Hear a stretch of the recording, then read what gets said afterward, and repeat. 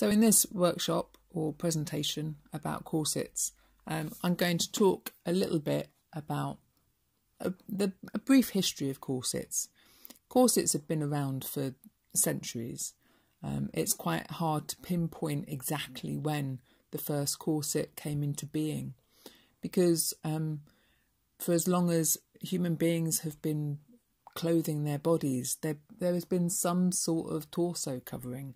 It could be said that in the Bronze Age in Crete, in the Minoan civilization, there was some form of corsetry there.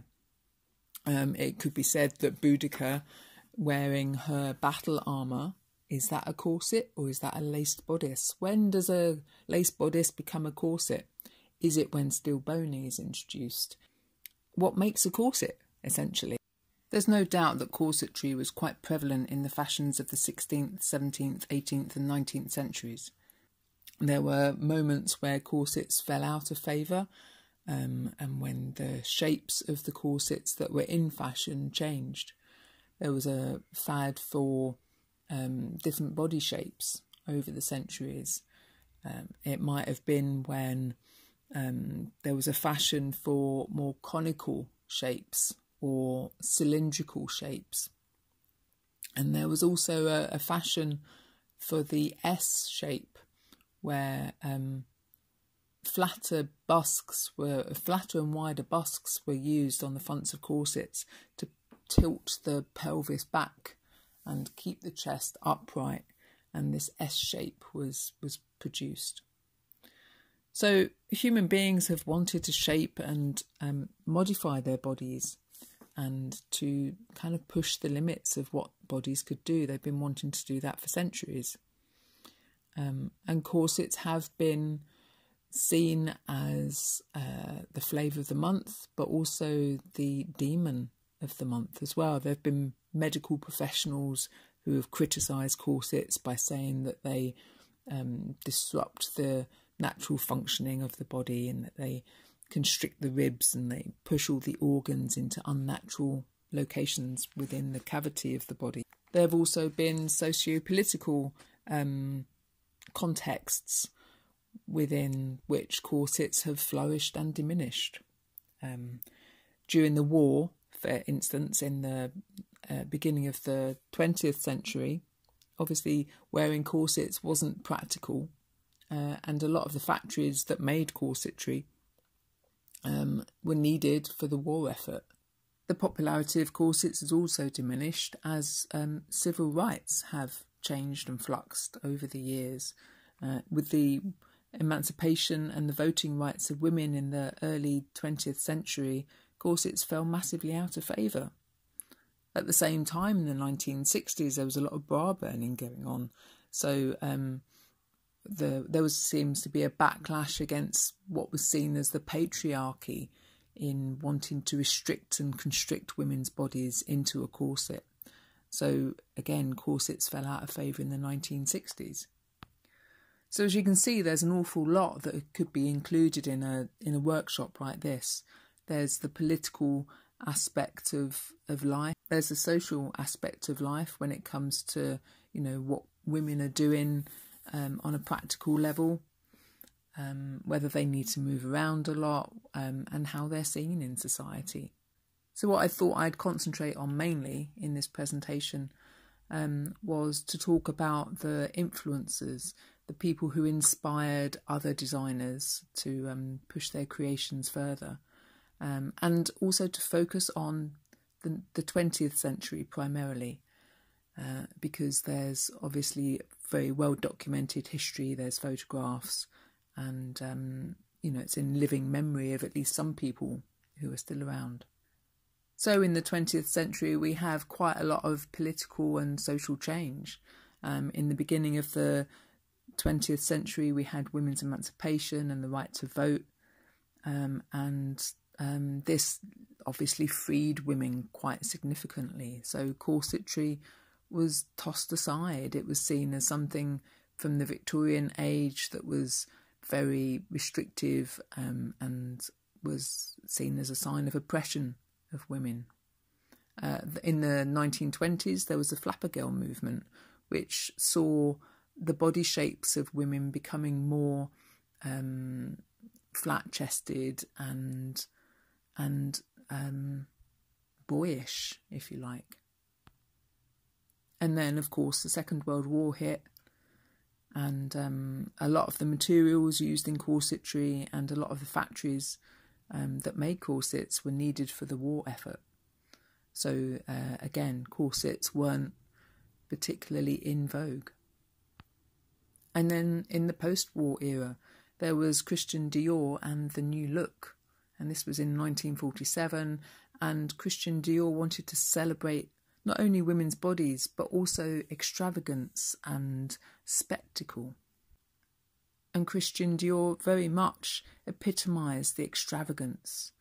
He included corsetry in his New Look collection, and that has gone on to inspire many, many famous designers since. It was in the 1970s, 80s and 90s that the evolution of corsets really took on a snowball effect and became much more popular. Designer Terry Mugler had his first women's collection in 1973. In the book Corsets, A Modern Guide by Velda Lauder, Velda suggests that much of Terry Mugler's work could be described as a fusion of a John Willie cartoon and a comic book superhero, with the corset always at the centre of the story.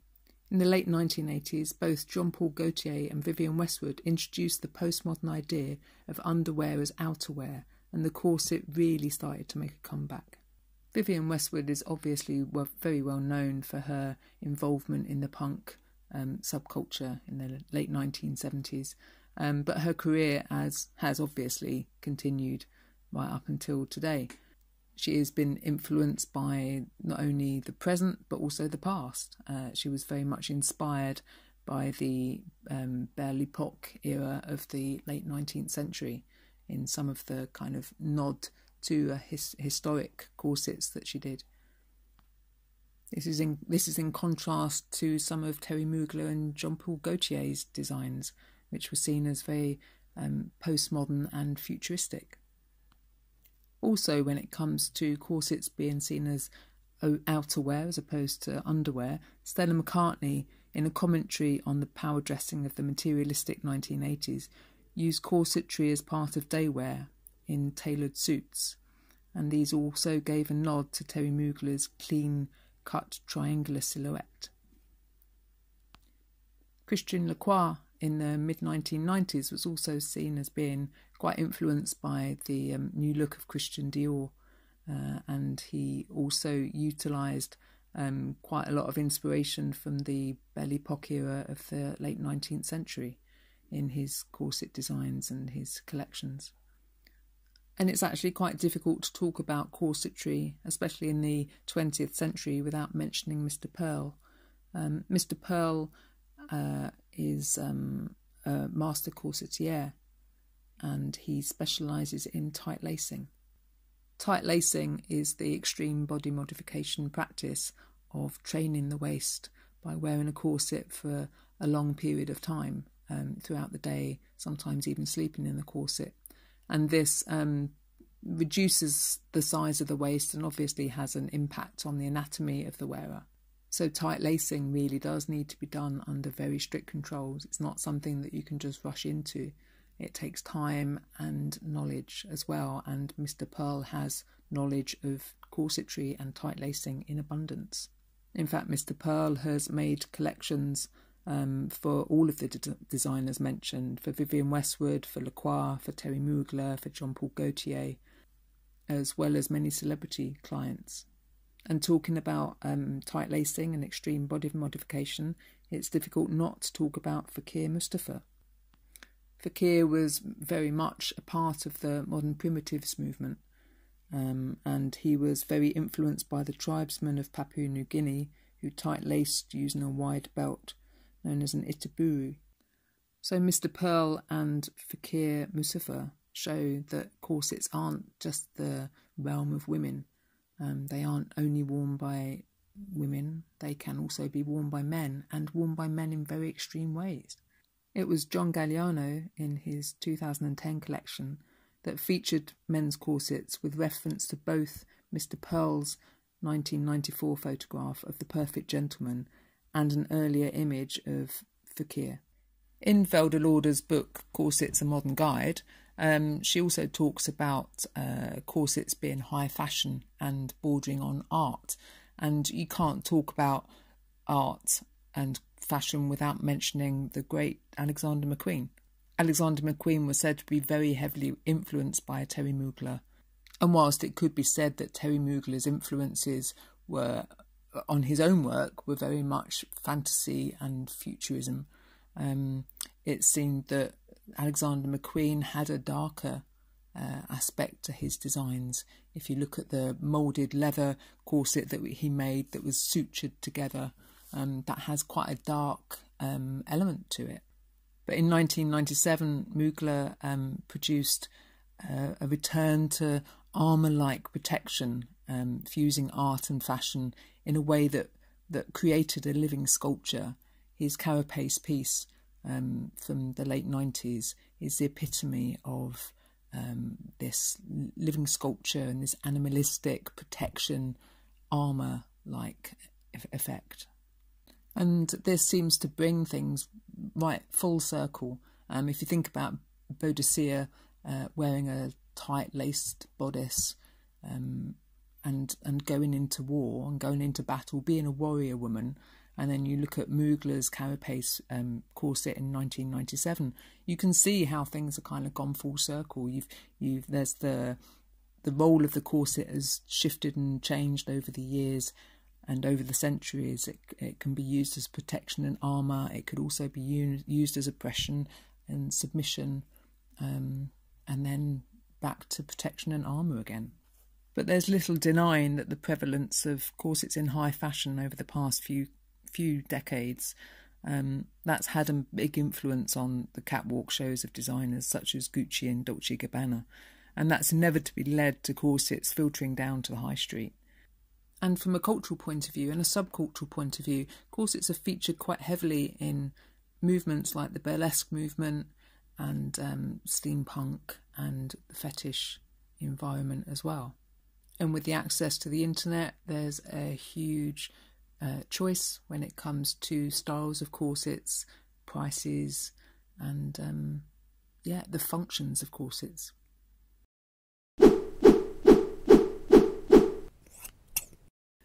Part of the preparation for this presentation about corsets was reading the book Corsets, A Modern Guide by Velda Lauder. This is actually, strangely, a hard book for me to read because I probably wouldn't be doing what I'm doing now if it wasn't for Velda. I was her production assistant during the mid-1990s, and it was because of my work with her that I decided to start my own business. I didn't start doing corsets initially. It wasn't actually until 2013 that I started doing corsets. And that was because I could always send people to Velda to buy their corsets. But something happened in 2013 which meant that I couldn't do that anymore. So as I'm reading the book that she wrote, I'm wanting to do her proud. And so this presentation actually means a lot to me, because it was when I joined lots of other friends of hers at Highgate Cemetery to inter her ashes there. I wore one of the corsets that she made and gave me. And it was me taking a photo of that image and putting it on social media and having people ask if I was going to start making corsets, that the idea was implanted in my head that maybe continuing her legacy would be a really good idea. And for the past 7 or 8 years, that's what I've done. So giving a corset presentation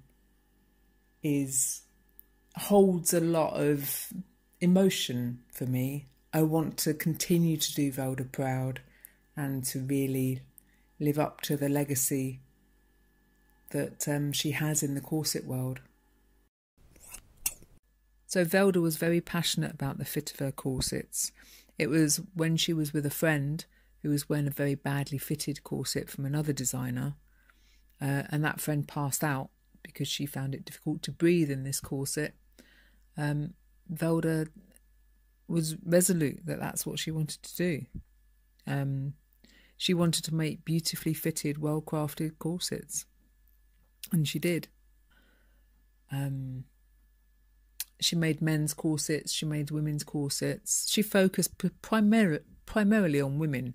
Velda was very much a feminist. She was very into empowering women. She also really loved the hourglass shape.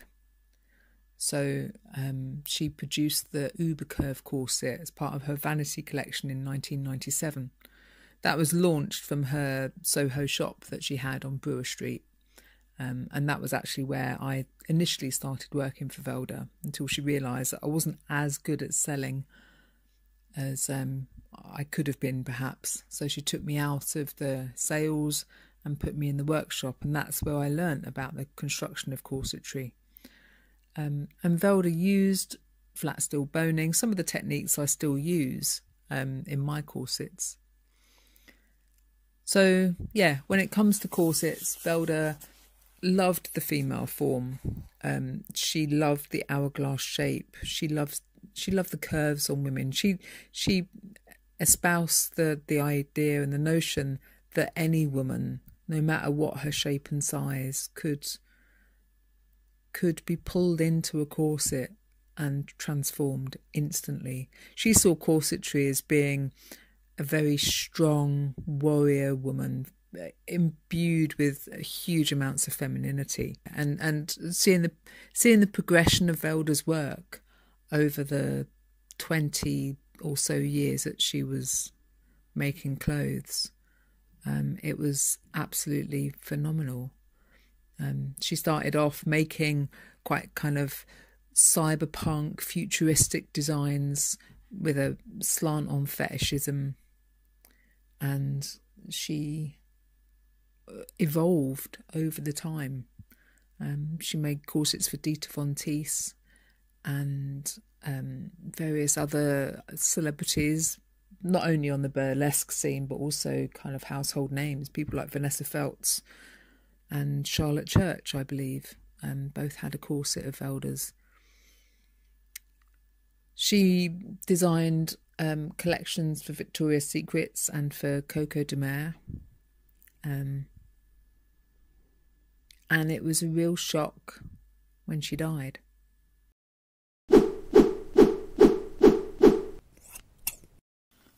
Part of what makes my corsets different from Velda's, what makes them an evolution from some of Velda's ideas, I'm still very much about the fit of corsetry. I've been told that my corsetry is extremely comfortable, and that's partly because of some of the tricks that I learnt from Velda. I learnt that when it comes to corsets, it's the waist that needs to be cinched in. You still need room to breathe, at least through your lungs. And so, yeah, the shape of my corsets are really quite important to me.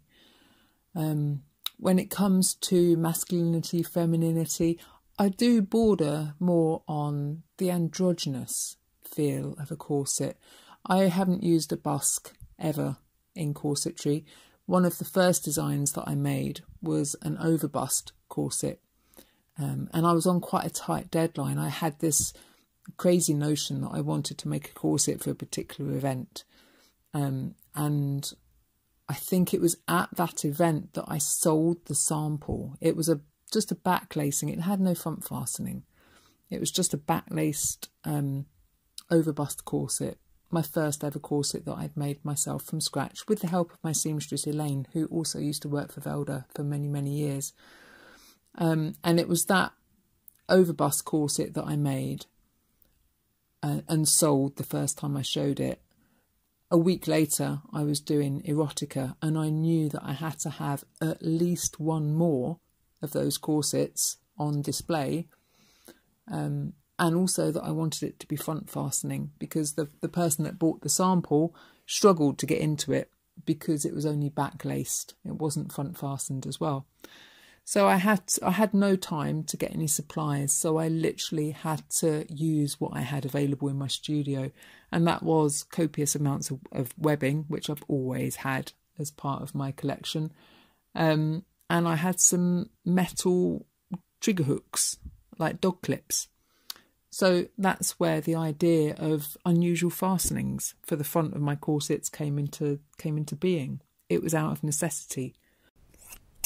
That first overbust corset had quite a lot of positive response, and it wasn't long before I developed an underbust corset. Always really passionate about underbust corsets. I think they're extremely flattering to men and women. And they've got that versatility in them that overbusts maybe don't have. So I designed it was initially a pinstripe waspy corset. This was also a little bit of a nod to Velda, because Velda did do a pinstripe range. In fact, there was many a times when we both had stands at Erotica, and I'd quite often send people who had bought one of my pinstripe bustle skirts, I'd send them down to Velda to get a pinstripe waistcoat to go with it. And Velda would quite often do the same in reverse. So there were many pinstripe corseted women popping up to buy a bustle skirt from me.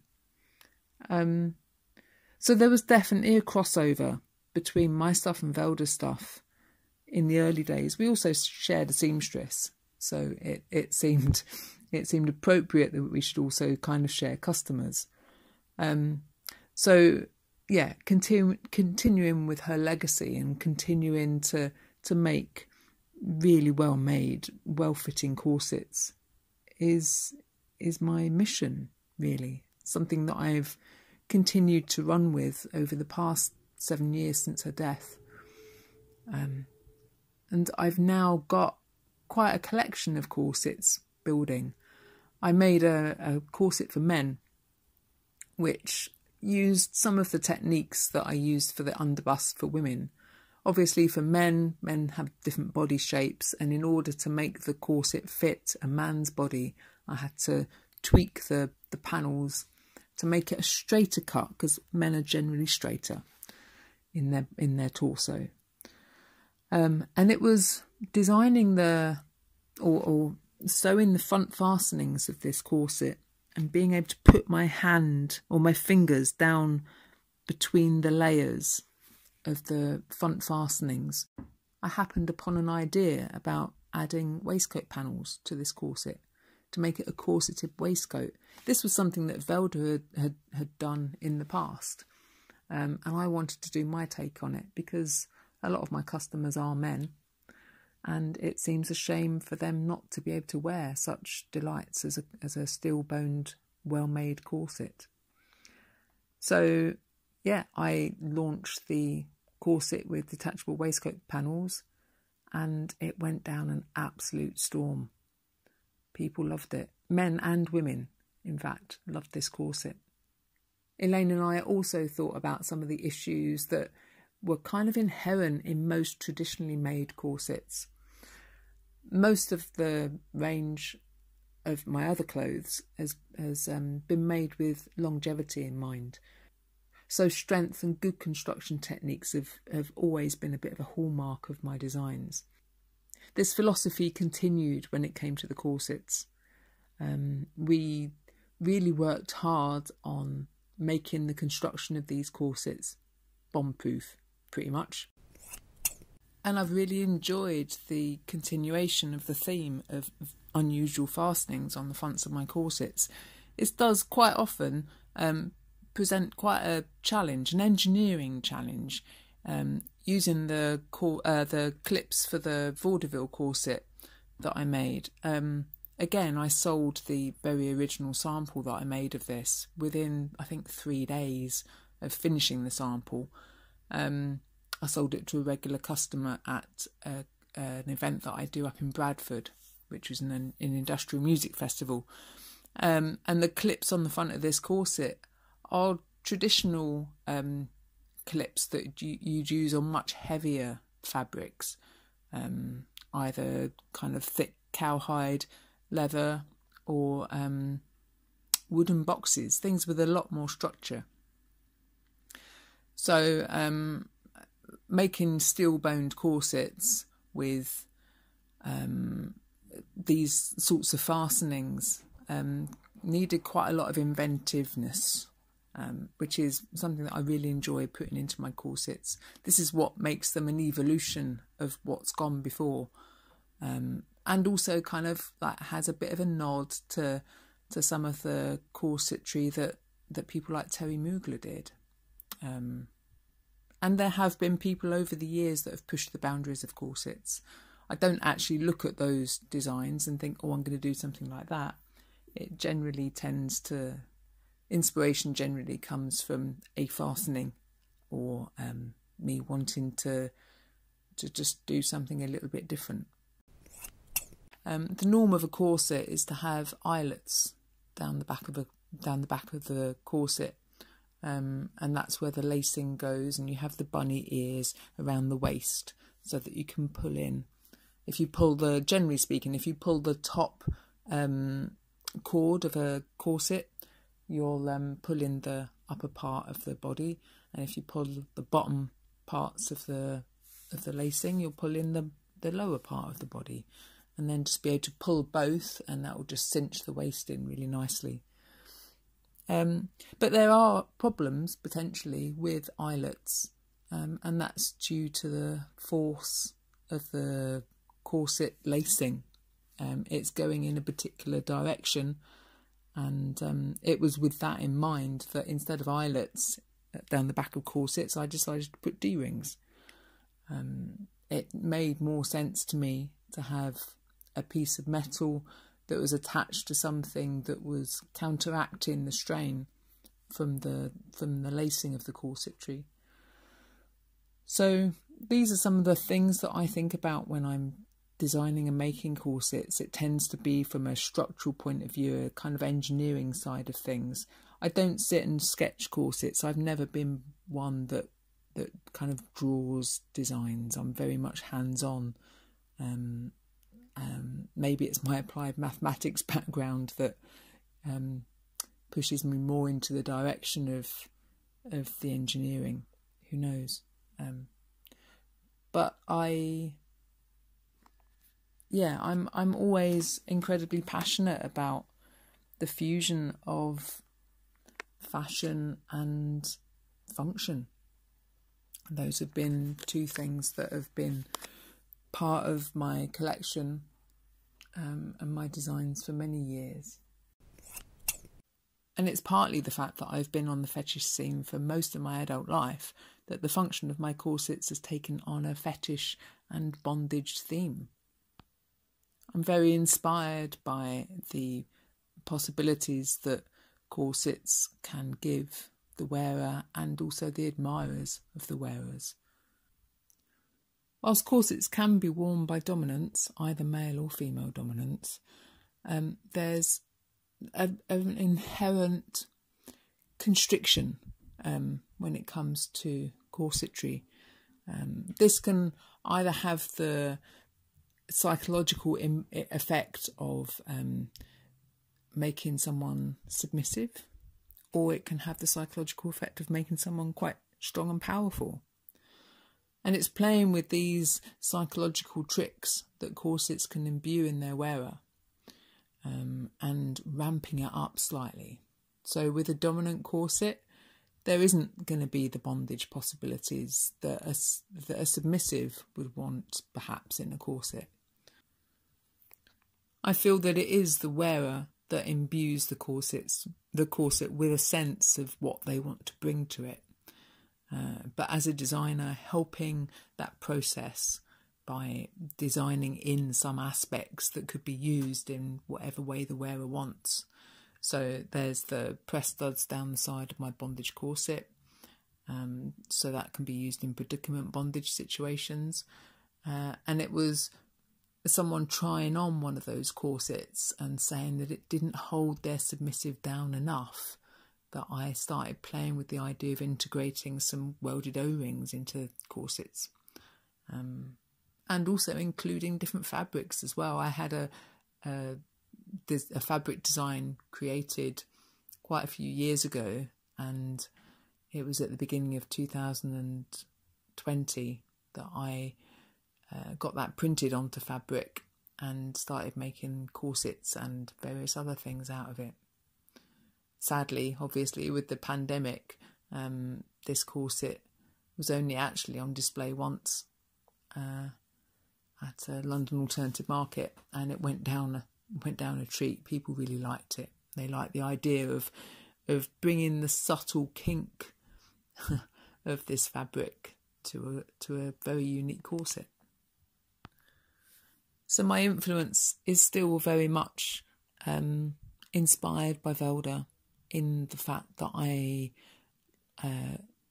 focus on the fit of the corset, but also on the function of the corset as well.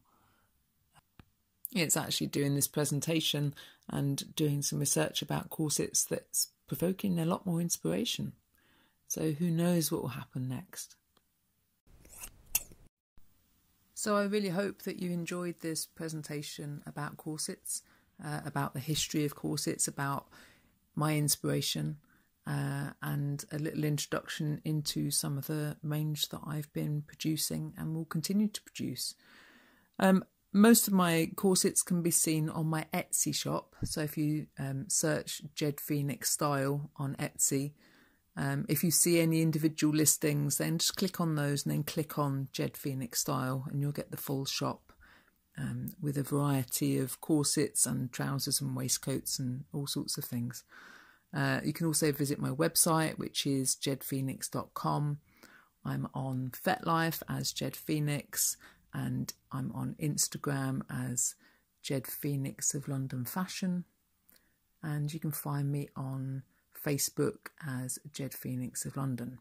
And of course, I'll also be at LAM whenever lockdown is relaxed and whenever we can start having London alternative markets in the flesh, then please do come and see me and try a corset on, because it's actually putting a corset on, feeling that embrace of a corset that will get you hooked. It got me hooked, and yeah, I'm still loving it. So thanks for listening, and hope to see you at London Alternative Market very soon.